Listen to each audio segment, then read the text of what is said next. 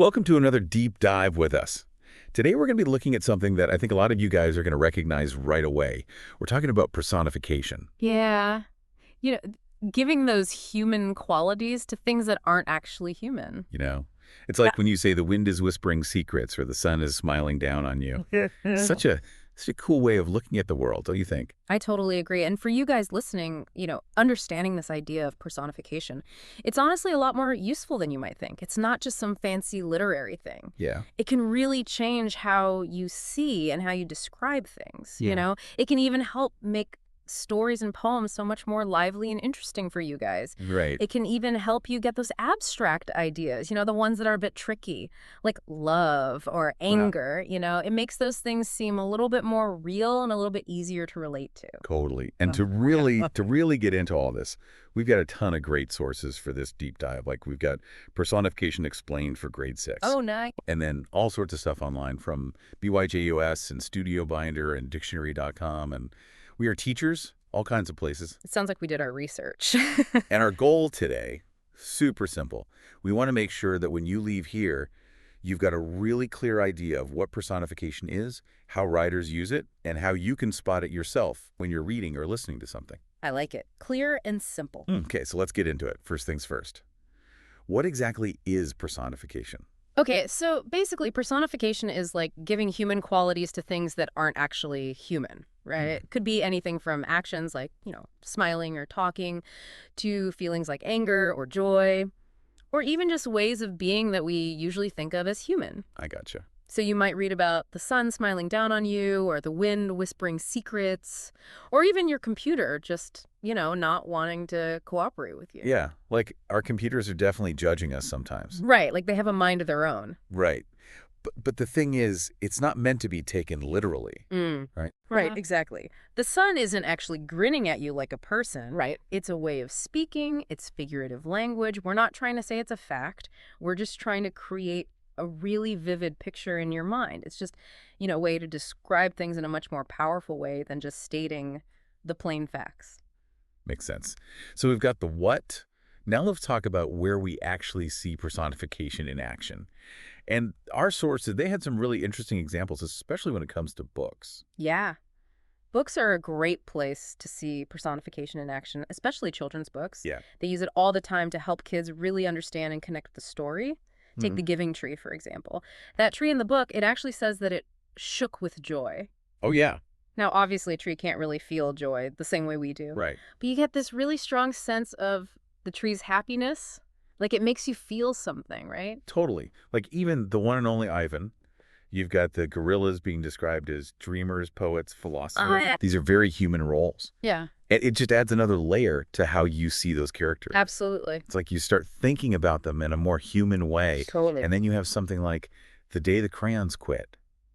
That whole story relies on personification for you to even understand what's going on. Right. Like crayons writing letters and complaining about being overworked. Yeah. Like, I need a rest. Come on, who hasn't said that? But of course, it's not just children's books, right? I mean, we see personification all over the place. Oh, absolutely. Yeah, it's everywhere. In everyday language, in adult books, you name it. Yeah. You might see simple phrases like, the sun smiled on the beach, or the stars winked in the night sky, or even something like, my bed welcomed me with a sigh after a long day.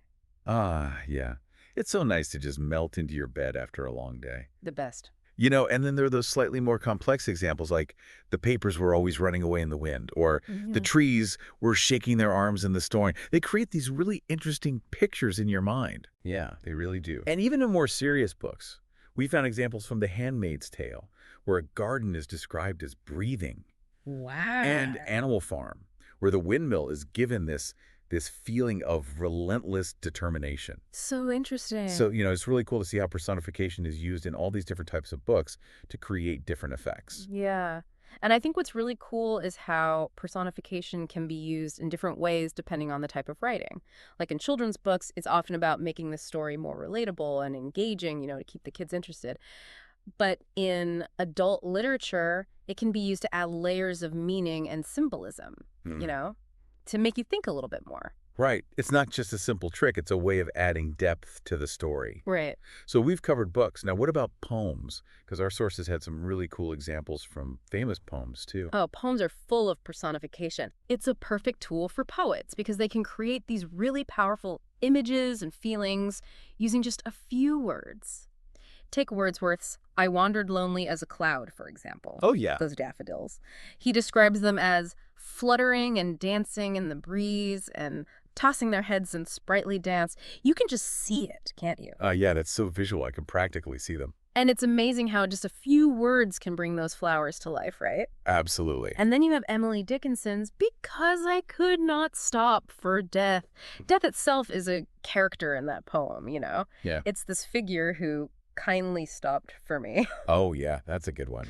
You know, it takes this really abstract and often scary idea like death and makes it almost like a person you could meet on the street. It changes how you think about it, doesn't it? Totally. It makes it a little less intimidating. A little more relatable, a little more understandable. And then there are the fun examples like, "Hey, diddle diddle," you know, the dish ran away with the spoon. Yeah. So playful, so whimsical. So silly. It's just pure fun, right? And that personification is what makes it work. Makes it come alive. It does. And then there are just tons of other poetic examples like "Raindrops tap danced on the roof," or "The wind whispered sonnets through the trees." And then you have the moon with its gentle embrace and the stars winking down at you. Yeah, I love that one. It's like they have a little personality, right? Yeah, it's like they're looking down at you and just kind of like having a little fun with you. Yeah, like a secret. And what's cool about it is how personification in poems can do so much with so little. Right. Like a couple of words can conjure up a whole world of emotions and images, like the wind whispering to you. It's like the poet is taking these abstract things like wind or the moon and making them feel so personal, Yeah. so real. They're connecting you with your own feelings and experiences. Yeah.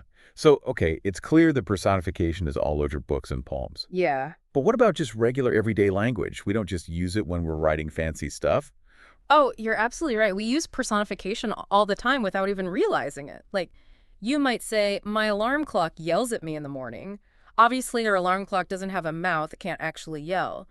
But you use that word "yells" to emphasize how loud and annoying it is, right? Yeah, it's like an assault on your senses first thing in the morning. Right. Or how about "time flies when you're having fun"? Time can't actually fly. It's not a bird. But that phrase perfectly captures how time seems to just disappear when you're enjoying yourself. Yeah, it just vanishes. It really does. Or opportunity knocks. Opportunity doesn't have hands. It can't physically knock. But it's such a great way to express the idea of a chance coming your way, like you don't want to miss it. Yeah, you got to grab it. You do. And think about how often we personify our technology. You might say, "My computer just doesn't want to cooperate with me today." Or even joke that my phone is listening to me. I think mine actually is. I think so too. Yeah. We know these devices don't actually have intentions or feelings, but it's a way of expressing how we feel about them. It's like they're part of the family, for better or for worse. Totally. And how about the weather? You know, people say things like, "The hurricane punished the coast," or "The blizzard struck out of nowhere." Oh, yeah. It makes these natural events seem so powerful, almost like they have a personality or a will of their own. Yeah. It's like nature's fighting back It is. or showing off its strength. Exactly. Even simple things like "The old stairs groaned under my weight," or "My bed was beckoning me after a long day." Just little touches of personification that bring those everyday objects to life. Totally. I know what you mean. It's almost like they're talking to us, right? Right. And what it does is it makes our language more interesting and expressive.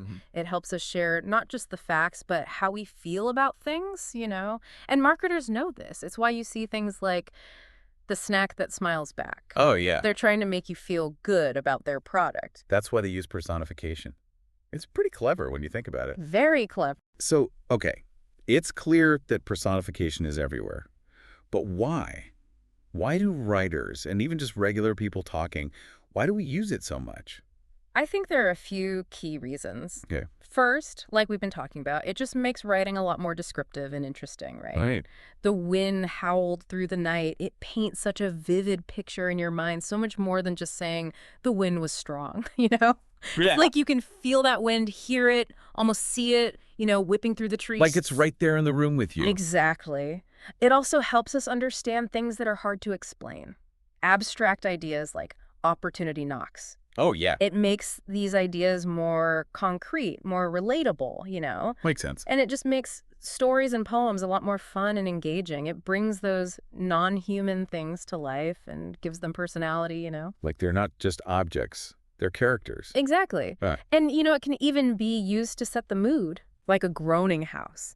Immediately gives you that spooky, creepy vibe.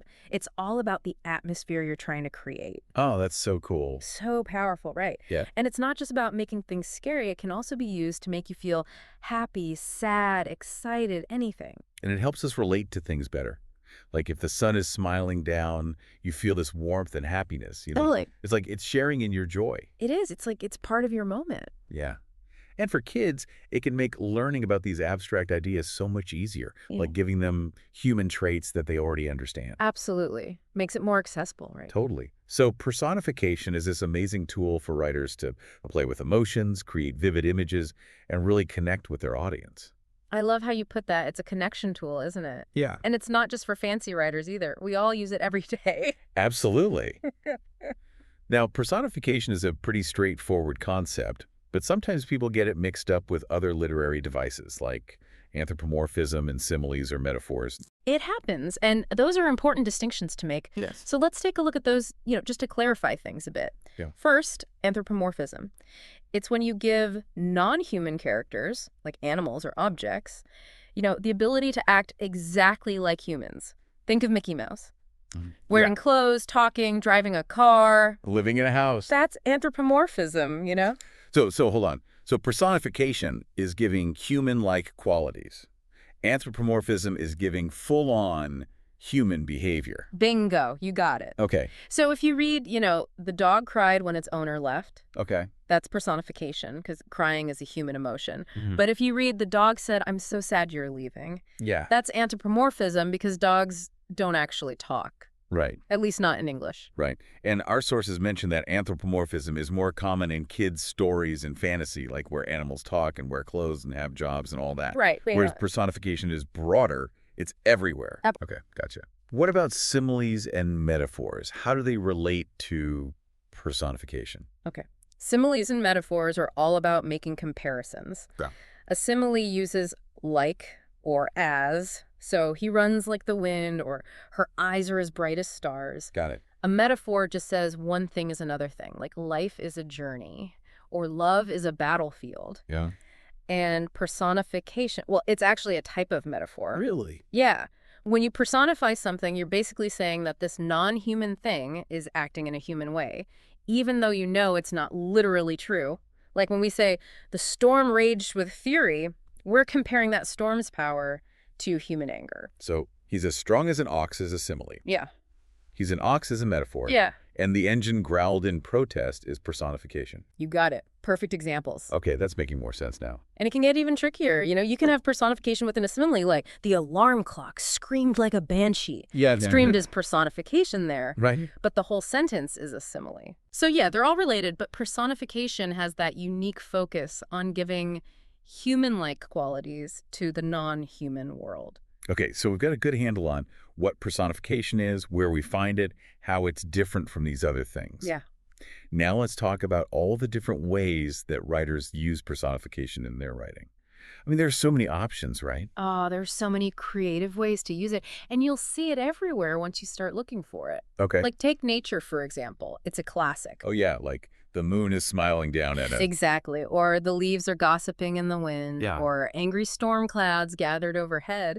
It's a way for us to connect with nature on a more emotional level, Total. And then objects, things like a grumbling old car that doesn't want to start or a stubborn door that won't open. Oh, yeah. Suddenly, these everyday objects have a bit of personality. Right. It's like they're giving you attitude.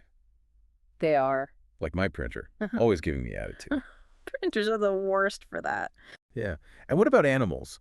Like when you say a cat has mischievous eyes or a dog wags its tail happily. Love it. It's like you're giving them feelings and thoughts. Right. Exactly. We're trying to get inside their heads a little bit. Just remember, keep it personification, not full-on anthropomorphism. Yeah, yeah. Good point. And weather is another one that people love to personify. Oh, for sure. Thunder grumbled in the distance or lightning cracked like a whip across the sky. It makes those forces of nature seem almost human. It's like they're characters in a story. And then you have abstract concepts, Yeah. like emotions, happiness bubbled up inside me, or time, the past is haunting me. Yeah. And the future is calling. Exactly. The future is calling.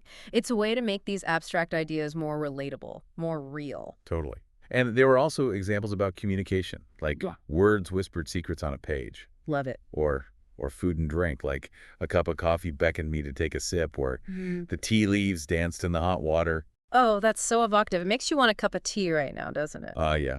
And I think the point of all these examples is to show how personification can be used to make writing more engaging, right? Absolutely. It can create different moods and feelings and really help you, the listener, connect with what the writer is trying to say. It's a powerful tool, for sure. Now, we've already touched on some common questions about personification as we've been talking. Yeah. But our sources actually had a specific section on frequently asked questions.